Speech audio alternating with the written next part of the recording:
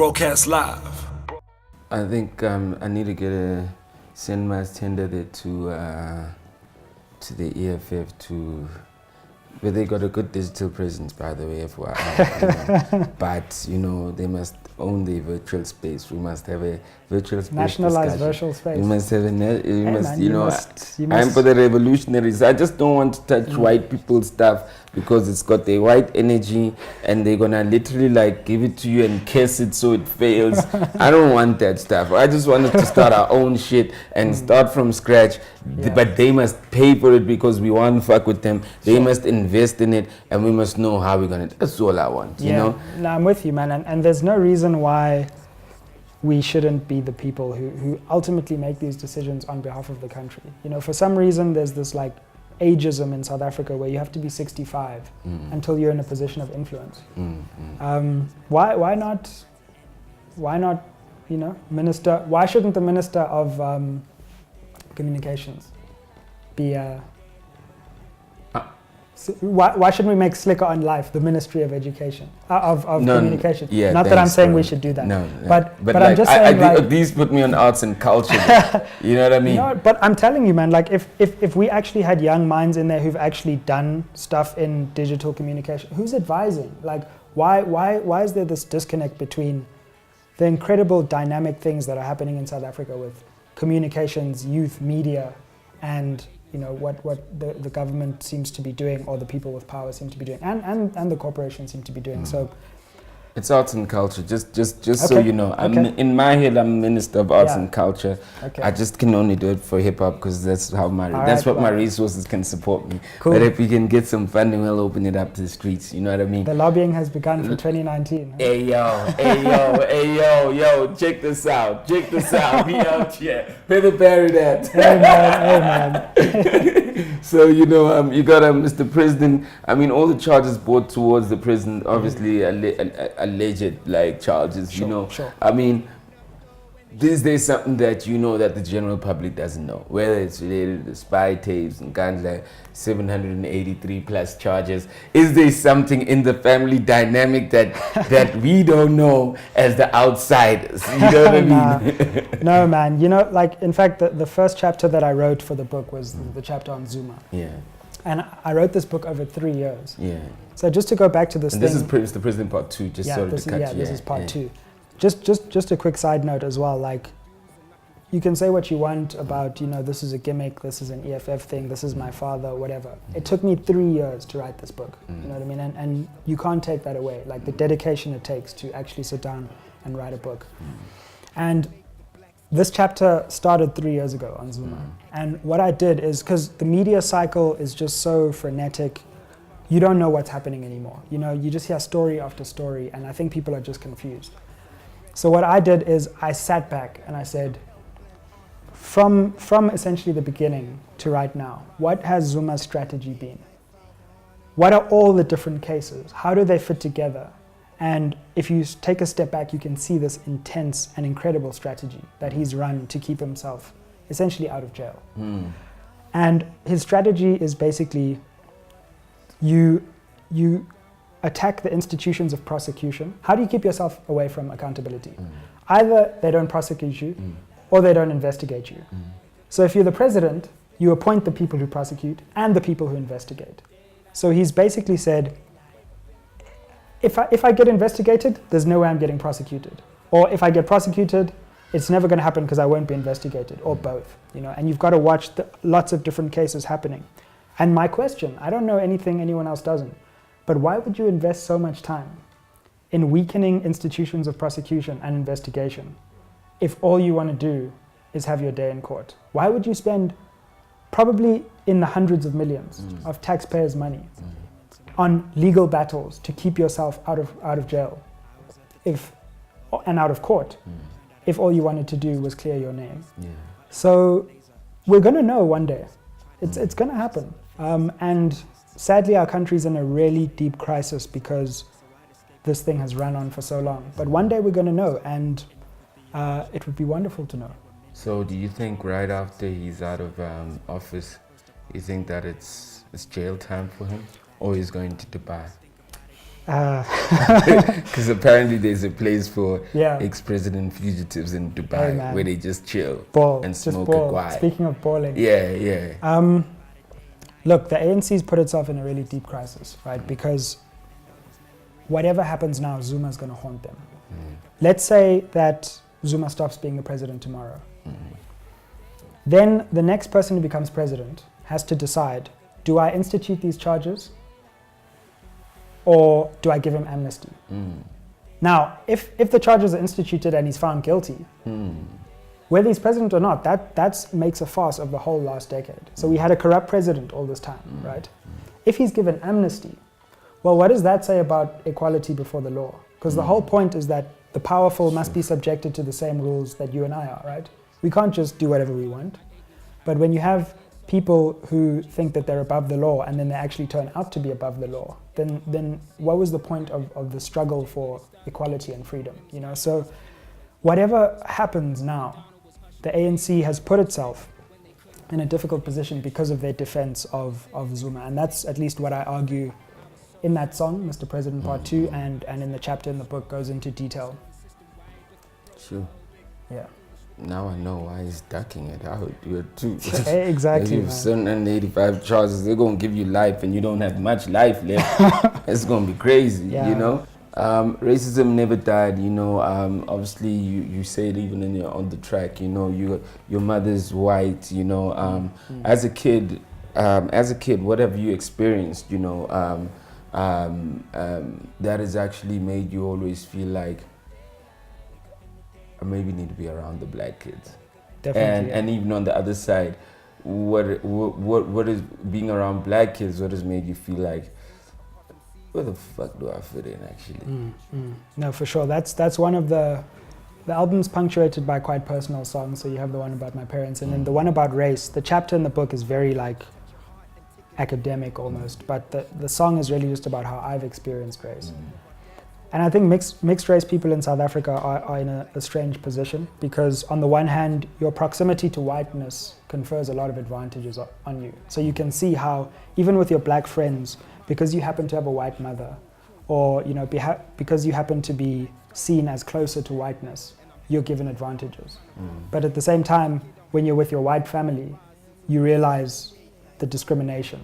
You know, so you've got to be careful, because you need to guard against thinking like you understand the struggle from the perspective of a black South African, because that's a very difficult struggle, and just because you're mixed race doesn't mean you understand what it is to be black by a certain definition. Layer I'm gonna touch on before by a certain definition. On the other hand, you know, you see a lot. You've got a lot of psychological stuff you have to deal with, because I say in the song, Frederick Douglass' mother was a slave. His father was a slave owner. How did he not go insane? What, you think that living black and white is paradise? Don't lecture me on privilege before you know the sacrifice. So yeah, there's a lot in that song. Do you feel you go through that stuff still? Oh, absolutely. Especially as I try to navigate my way through, you know, South Africa. Like you say, I'm privileged to the extent that my parents made it in the end. They didn't have a lot of money when I was born, but they got financially better off as my life went on. But also because I'm closer to whiteness, I can literally see the benefits that gives me, and the unjustified benefits. So I think it's also about being honest about where you're privileged, but also realizing that it's not necessarily easy for anyone, and we all have stories, and part of the process of this album has been telling my story. I think, you know, that's the thing for me. It's almost like, how do you land this? You know, the music is so great. It's just that hip hop that we needed. It's a breath of fresh air, you know. Sure.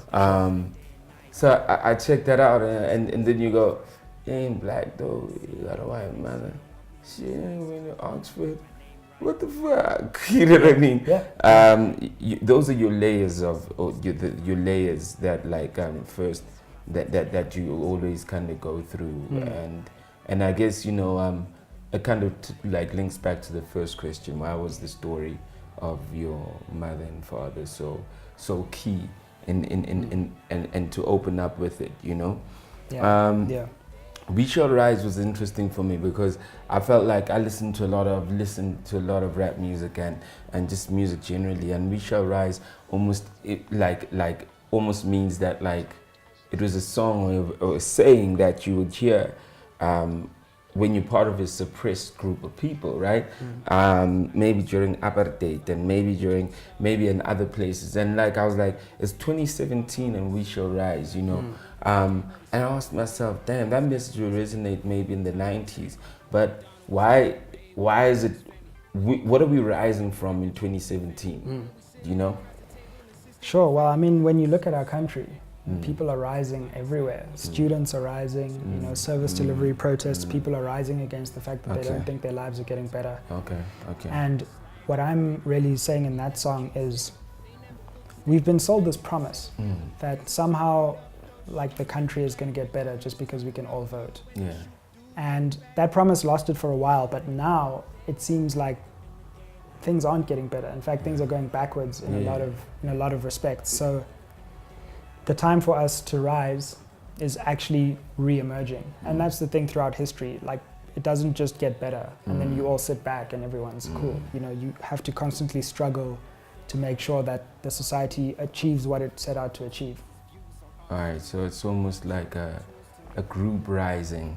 When the group rises, it breaks up in between because they become inequalities once the group has risen. And then you have this, it breaks up into the students who feel they don't have this. It breaks up into service delivery. But you know, the headspace of rising has always been there as a community, as a group, as a race. Which was interesting. We were saying that as we cross that line of success as a group, that's when we start like breaking up because factions start creating because they know equalities. And it's an interesting line that you say on We Don't Care, you know. A diet is not just what they're feeding you. A diet is what you're consuming in the media. I mean, what are your thoughts on the media? Do you think the truth will ever come out, you know, in today's media? No. When you look at that song is about who owns the media, and so is the chapter in the book. And I go through all these different media platforms, except Slicker on Life, by the way. Like that seems to be relatively independent. But if you go through like all these different newspapers that you see, TV channels, radio stations, if you dig deep enough, you'll see it all comes back to 3 or 4 major media houses. And then what I do in the book is I go, okay, how transformed are these media houses? And some of them make you think, oh no, it's not too bad, because you look at the management and you know they've got some black managers and whatever, and you're like, oh, so it's okay. Let me see who owns the media houses. Which are the financial instruments and which are the financial holding companies? And then you go to that level about who really makes the final decision. Might as well be 1986. You know? So that song is about, that's the one side. Then the other side is the SABC, which the government controls. And that was cool for a while if there's democratic accountability, but as soon as that becomes a vehicle to start sweeping corruption under the carpet, then where are we getting the truth? We've got corporations, very, very tight companies on one hand, government on the other. And it seems like the truth always ends up missing in between. You see, but that's why I keep saying to you, besides the black people that some of these institutions employ, which, you know, some of these people are our brothers, we're cool with. Sure. I think that's really the only positive.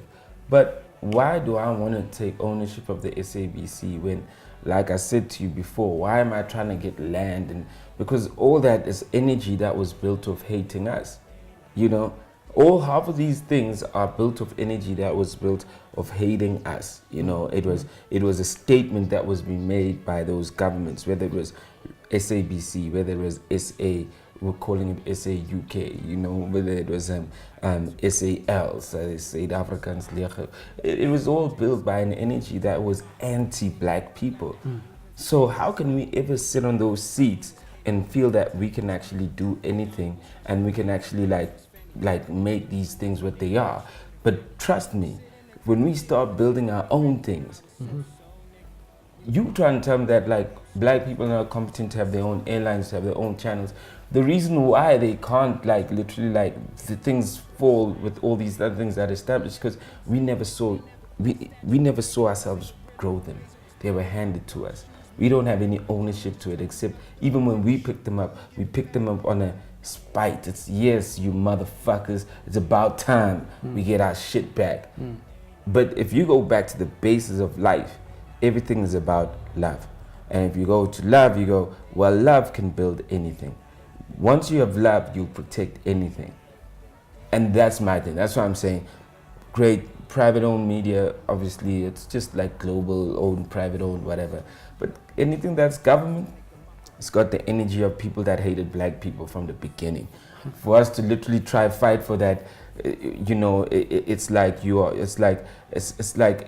literally gonna go walk and fight a dragon because the dragon is gone, but like the dragon left its eggs there, you know. You can never take ownership of it because one day when those eggs crack, you know, you're gonna see flames or whatever. So you can't own ownership, but until you give it your own child. Look, man, I hear you from one perspective, and I think it goes back to some of the stuff we were saying earlier, that we need to build our own things. Yeah. And we actually need to be given the support as well to build our own things. Because remember, the government was helping these companies back in the day, like huge subsidies and all that, right? That's it. Right. So and that's exactly what it is. Yeah. My argument is that I've done my little history as a history student. What you look at with what Afrikaans people did, they were also like oppressed like black people, you know, by Britain and all those guys. But you know what they did? They literally like said, let's go educate, let's go build it, and let's start from scratch. We saying, oh, you built it, it's ours.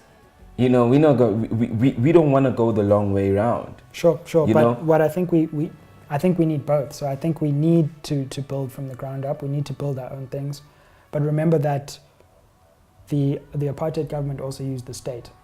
That was crucial. What I'm saying to you is that, like, I'm not saying we need capital to build, right? So all we want from the state is all these financial institutions that are supposedly helping. They part of the state that have to help us. Sure. I constantly say this, and it's not a shot at NASPIS. I go, NASPIS is doing amazing things for a lot of black people, to be quite honest with you. Sure. Actors, employees, it's doing a lot of black people. Amazing things for a lot of black people. But that was apartheid capital that invested in it. I'm saying where's democratic capital to literally build something for the next 10, 20 years that's going to employ like so many black people. And we could go back and count a lot of things. SASO, you know, APSA, all this was white capital, white state capital that invested in building. So I'm saying we are busy trying to fight what white Afrikaner capital built and what white Afrikaner, white ideology built, instead of us going, no. We get it. You're out there. You've gotten the money. How much are you making? Oh, there must be a percentage that's cut to invest in developing this virtual space takeover, developing these businesses in the hood, so y'all don't just rock up and build your own malls and then you go and tell us. Nah, we'll decide when we build the mall because we've actually educated our people now to run the mall. But now when you build the mall, but all your people have done is run as Spaza, you haven't even given your people like 10 years or 15 years to prepare them to get to the next level. Do you know what I mean? Sure. You build them all so they can fail, but they're not ready for that. Look, I agree with you to some extent, but I think sometimes capital also uses the argument you're making to not do anything, right, to help us. So for example, with the land question, you make a good argument that do we really want to be farmers, right? And in actual fact, probably not. A lot of us, you know, I'm quite happy not being a farmer, right?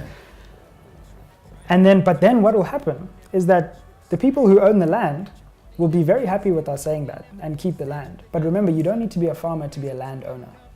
I can own land and you can rent the land from me and be a farmer on my land, right? But that makes one of you. Yeah, but like if we redistributed the land and we had more equitable ownership of the land, we could still be out here. Yeah. Doing our thing. Yeah. We just happen to own land and are getting rent for the land.